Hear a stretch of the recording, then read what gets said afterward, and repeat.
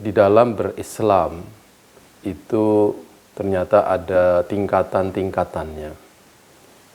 Ada 3 hal yang sering saya sampaikan di berbagai kesempatan, bahwa berislam itu ada 3 tingkatan. Pertama adalah berislam secara syariah. Yang kedua berislam secara akidah, dan 3 berislam dengan akhlak. Ketiganya tidak merupakan tingkatan yang terpisah, sebenarnya saling berhubungan. Yang pertama adalah berislam dalam pengertian ini adalah menjalankan syariah Islam dengan rukun Islamnya yang 5. Banyak orang yang merasa sudah cukup berislam dengan menjalankan syariah saja. Sholatnya dijalankan dengan baik, puasa dengan baik, ya, dia umroh, haji, dan lain sebagainya. Itu adalah satu kemuliaan dibanding dengan orang-orang yang tidak menjalankan syariah. Tetapi banyak orang yang lupa bahwa syariah harus diperkuat oleh akidah atau didasari oleh sebuah akidah yang kuat.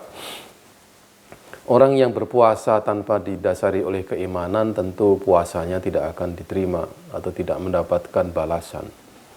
Orang yang sholat tapi tidak disertai dengan keimanan, kekhusyuan, dan sholatnya tidak bisa merubah perbuatan di luar sholatnya, juga tidak ada artinya.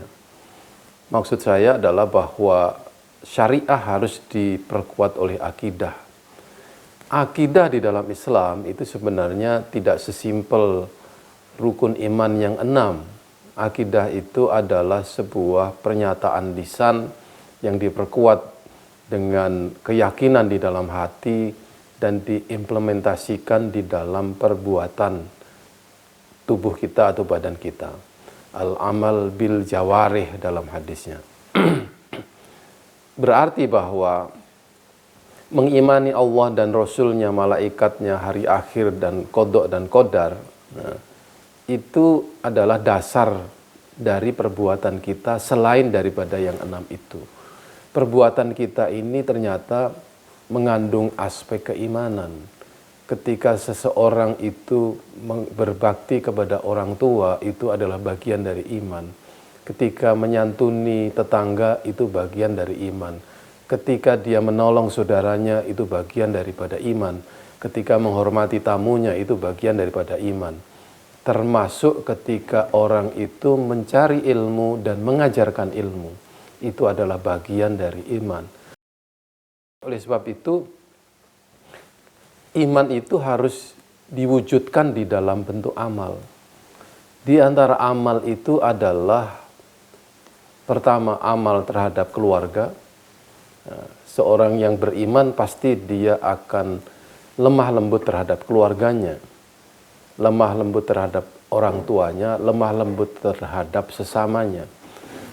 Itu pada tingkat keluarga. Pada tingkat masyarakat, orang yang beriman adalah orang yang peduli terhadap kepentingan umat Islam. Man lam yahtam bi amril muslimin falaisa minhum, ini hadisnya. Barang siapa yang tidak peduli, tidak memperhatikan urusan umat Islam, ya, bukanlah dari golonganku, bukan golongan yang akan diselamatkan oleh Nabi. Jadi penting sekali kepedulian kita terhadap umat ini, yang itu merupakan implementasi atau pengamalan dari keimanan kita. Menurut para ulama, setelah diteliti ternyata cabang dari keimanan itu ada 70 lebih. Jadi iman itu tandanya bukan hanya 6, tetapi 77. Oleh sebab itu, mari kita implementasikan keimanan itu di dalam segala aspek kehidupan kita, sehingga pahala kita ini di dalam berislam meningkat, tidak hanya sebagai muslim, tetapi sebagai mukmin. Di sini Bapak Ibu sekalian, kekuatan Islam itu ternyata ada di dalam tingkat keimanannya, bukan tingkat keislamannya. Di dalam Al-Quran disebutkan bahwa orang-orang kafir tidak akan dapat menguasai orang Islam. Ya. Walan yaj'alallahu lil kafirina 'alal mu'minina sabila. Allah tidak akan membiarkan orang-orang kafir mengalahkan orang-orang mukmin. Dengan meningkatkan keimanan itu, kita akan meningkatkan amal. Buktikan bahwa keimanan Bapak Ibu sekalian kuat dengan cara beramal. Ini adalah definisi dari iman. Jadi misalnya saya hanya sekedar contoh kecil saja. Orang yang beriman kepada Allah dan Rasul-Nya hari akhir, kemudian beriman kepada malaikatnya, tetapi tidak beriman dengan takdir Tuhan, maka dia batallah keimanannya kepada Allah. Biasanya orang yang dicoba dengan cobaan itu ada dua. Pertama dia ridho, yang kedua dia marah. Orang yang ridho akan mendapatkan ridho dari Allah Subhanahu wa Ta'ala. Orang yang marah akan mendapatkan kemarahan dari Allah. Orang yang mendapatkan cobaan ada yang bersyukur, ada yang kufur. Orang yang kufur dia akan mendapatkan azab. Orang yang bersyukur akan ditambah dengan kenikmatan yang lain. Ini contoh daripada keimanan itu. Jadi banyak hal di dalam kehidupan ini yang menimpa kita dalam bentuk cobaan, baik cobaan yang berupa kebahagiaan ataupun cobaan yang berupa kesusahan. Orang yang bahagia harus menahan diri. Orang yang sengsara harus menahan diri dari sesuatu yang haram. Man kana ghaniyan falyasta'fif wa man kana faqiran falyakul bil ma'ruf. Keimanan kita harus tetap kita jaga, syariah tetap kita jalankan, dan apa yang menjadi tugas kita, kita kerjakan dengan sebaik-baiknya. Dan yang terakhir adalah tingkat di atas keimanan adalah tingkat akhlak atau tingkat ihsan.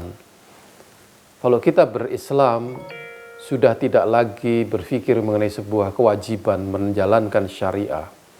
Kita sudah tidak lagi takut dengan ancaman surga dan neraka.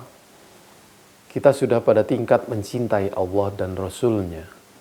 Dan kita tidak sedikit pun melakukan perbuatan yang melanggar atau yang tidak dicintai, tidak disukai oleh Allah Subhanahu wa Ta'ala.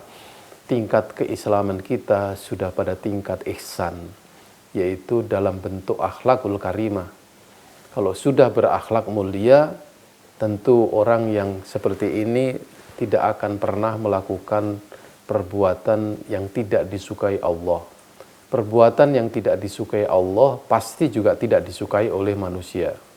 Dan apa yang kita kerjakan dalam kehidupan ini selalu berorientasi kepada ibadah, berorientasi kepada kebaikan, berorientasi kepada bagaimana supaya kita dicintai oleh Allah. Maka doa para ulama, berilah kami rezeki cintamu kepadaku, dan berilah kami rezeki cinta seperti orang-orang yang engkau cintai. Mencintai Allah dan Rasul-Nya itu menunjukkan bahwa kita tidak akan melakukan sesuatu yang tidak disukai oleh zat yang kita cintai. Ini kalau dikiaskan dengan kehidupan, sudah barang tentu, kalau kita mencintai keluarga, kita tidak akan melakukan sesuatu yang tidak disukai oleh keluarga. Dan sebaliknya, kalau kita mencintai keluarga, kita akan melakukan segala sesuatu yang dicintai oleh keluarga kita. Demikianlah pula sikap kita kepada orang tua, kita akan melakukan sesuatu yang dicintai oleh orang tua supaya kita mendapatkan cintanya.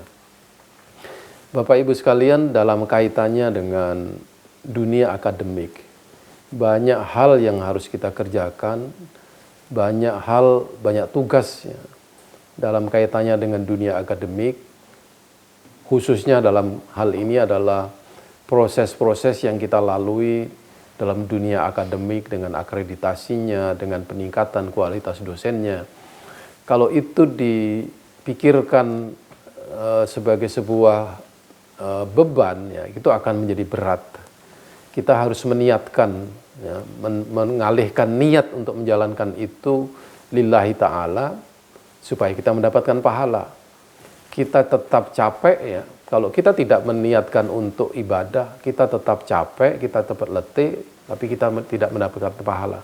Kalau kita niat untuk mendapatkan pahala, dan kita capek kita itu insya Allah akan dibalas oleh Allah dengan kebaikan yang setimpal di dunia maupun di akhirat. Selain itu, dalam kesibukan apapun di dunia akademik, saya ingin saling berpesan, mari kita tetap memperhatikan sesuatu di luar itu. Ada hal-hal yang perlu diperhatikan kita sebagai umat Islam, hal-hal yang kita ikut peduli di luar dunia akademik. Kepedulian kita itu menjadi sangat berharga, karena sekarang ini banyak orang, banyak ilmuwan, banyak profesor, banyak pemimpin yang tidak peduli dengan kepentingan umat, kepentingan rakyat. Kepedulian ini adalah sesuatu mungkin dalam dunia akademik seperti pengabdian masyarakat. Sekecil apapun yang kita lakukan, asal kita berniat untuk sesuatu yang besar, insya Allah akan dikabulkan doa-doa kita, akan dimudahkan usaha-usaha kita. Di sini di Gontor selalu kita mengucapkan ayat yang itu menjadi motivasi bagi kita, yaitu walladzina jahadu fina lanahdiyannahum subulana. Orang-orang yang berjihad, orang-orang yang berjuang di jalanku, di jalan Allah maksudnya, niscaya akan kami beri jalan-jalan kami. Maksudnya adalah petunjuk-petunjuk kami untuk mendapatkan kemajuan, mendapatkan kreativitas, mendapatkan metode yang baik, sistem yang baik. Nah, setelah itu di dalam ayat disebutkan wa innallaha lama'al muhsinin, dengan syarat supaya mendapatkan jalan-jalan itu kita berislam pada tingkat ihsan. Kita tidak perlu berhitung, kita tidak perlu mencari-cari sesuatu keuntungan yang sifatnya duniawi saja. Kita di sini mencari keridhaan Tuhan, mencari cintanya dari cinta Allah Subhanahu wa taala, sehingga itu akan membuahkan hasil yang maksimal, yang lebih daripada apa yang sekedar kita usahakan.